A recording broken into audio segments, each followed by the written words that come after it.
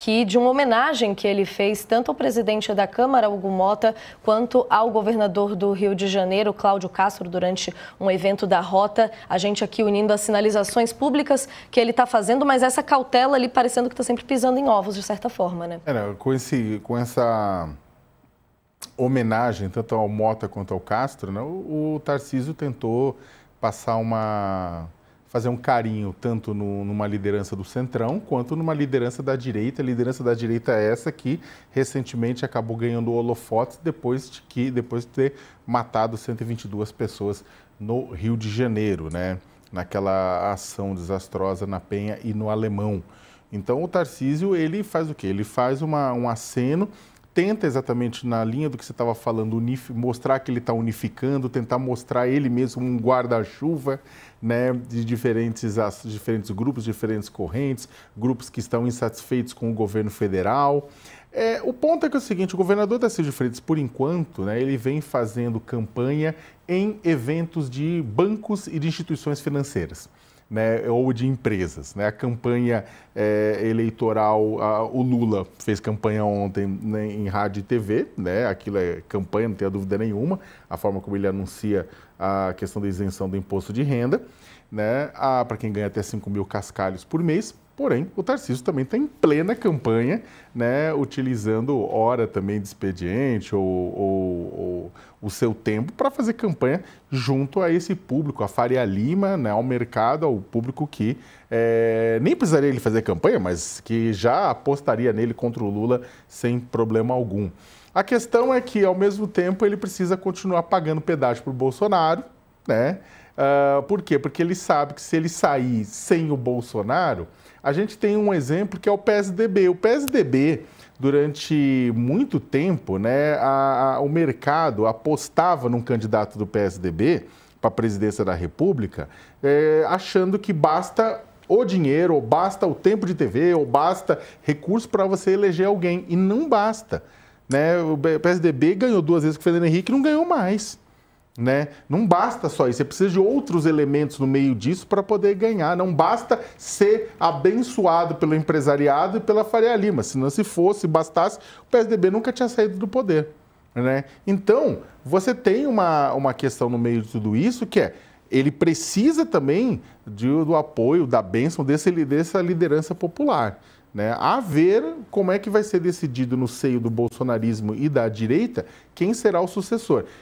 Para terminar, eu não acho que seja apenas uma discussão entre a própria direita. Existe uma discussão pragmática do Tarcísio. Se chegar 4 de abril do ano que vem, que é a data limite para a desincompatibilização, e a situação da economia estiver bem melhor do que agora, com relação ao poder de compra dos trabalhadores, com relação à percepção de melhoria no poder de compra, o Tarcísio não sai. Queria te ouvir também nesse sentido, se a gente pudesse aprofundar rapidamente mais sobre Tarcísio, Dani. Acho bem interessante entender aqui. Você vota com o relator no sentido sobre o Tarcísio e o cenário do ano que vem? Eu voto com o Sakamoto sempre, entendeu? A não ser quando ele me assusta muito, mas eu voto, via de regra aqui, eu sou o centrão do Sakamoto, entendeu? Ele tá, eu vou atrás, entendeu? Eu sou aqui o centrão do Sakamoto. Sabe o que eu acho, Nath? Eu acho que o Tarcísio, o Sakamoto tá correto, claro, quando faz essa construção, mas ele, além de querer fazer gestos, ele tá fazendo um contraponto direto a Lula, né? Que criticou a operação no Rio de Janeiro e 2 está vivendo um momento de dissenso com Hugo Motta, né? Então puxou ali, aproveitou onde o governo federal pode ter patinado na última semana, nos últimos dias, que eu posso tirar um proveito, tal. Além disso, ele faz ali um aceno para um personagem que vem ele próprio flertando com a ideia de ser candidato à presidência, que é o Cláudio Castro, tá? Depois da matança no complexo da Penha e do Alemão, ele teve uma estilingada nas pesquisas. O Eduardo Paes agora resolveu botar a boca no trombone, então pode ser que as coisas mudem. Eduardo Paes, se você não é do Rio, é o prefeito da capital, é o nome mais forte para a eleição ao Palácio da Guanabara, que é o palácio onde despacha o governador no ano que vem. Então, Eduardo Paes começou a falar, a dizer que se resolve crime organizado com inteligência, que o Rio vai experimentar uma mudança de fato, né? Porque, você vê, mataram 122 aquele dia, entre eles 4 policiais perderam a vida. Agora, por conta do resultado dramático, né, dessa ação, a polícia passou a ser investigada. Sendo investigada, já se descobriu o policial do BOPE que está sendo suspeito, investigado por furto. Vê se tem alguma coisa aí para a gente pegar as cabeças, os corpos que foram entregues sem cabeça, as câmeras foram desligadas, eventuais ações abusivas. A gente tem tratado muito disso aqui. Então, assim, expõe quadros da própria polícia quando você faz uma ação dessa, que tem esse resultado, com um planejamento que, bom, levando a esse resultado, por óbvio, não foi bem feito. Trazendo aqui, então, um pouco para o terreno das articulações, é isso, né? Tenta se aproximar de um quadro do PL importante, que é o governador do Rio de Janeiro, faz uma graça para ele, puxa uma casquinha para o Hugo Mota, que vai ser uma figura importante para pautar ou não a anistia ou a dosimetria. O Centrão desembarcou disso agora, a ver se Tarcísio vai botar pressão para isso de novo, ou se entende, assim como a maioria da política pragmática, que esse assunto só em 2027 e se ele vencer a eleição, se for ele mesmo o candidato a presidente da direita.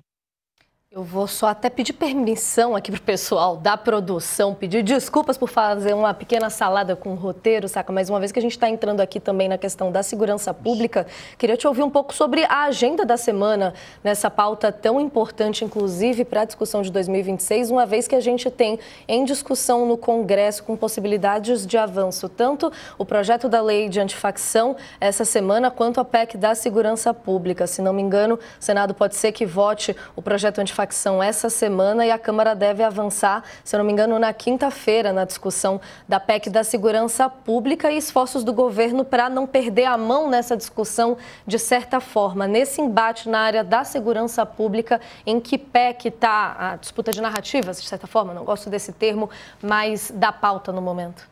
Olha, o que o Estado brasileiro precisaria para melhorar substancialmente o combate ao crime organizado seria, hoje, a PEC da segurança pública mais do que o PL antifacção.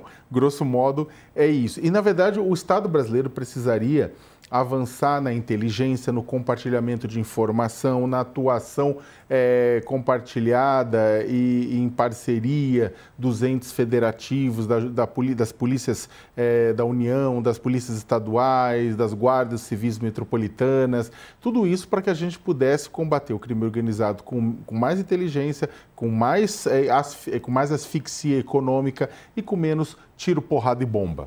Né? Eu sei que você que está cansado de ver os trombadinhas, os meliantes, roubar celular que você comprou de forma suada, tudo que você gostaria é ver o cara ser socado, né? Só que saiba que socar o sujeito que roubou o celular, ele não vai impedir que uma outra pessoa roube seu celular, ou o celular de outra pessoa, ou o seu próprio daqui a algum tempo. O que vai impedir é a Polícia Federal, junto com as polícias estaduais, articular, descobrir quem é o receptador, como é que é o esquema de mandar isso para a Ásia e para a África, que é para onde vai boa parte dos celulares, e botar esse pessoal no chilindró e bloquear isso, porque sem ter para quem vender, o pessoal não vai roubar. Né? Simples assim.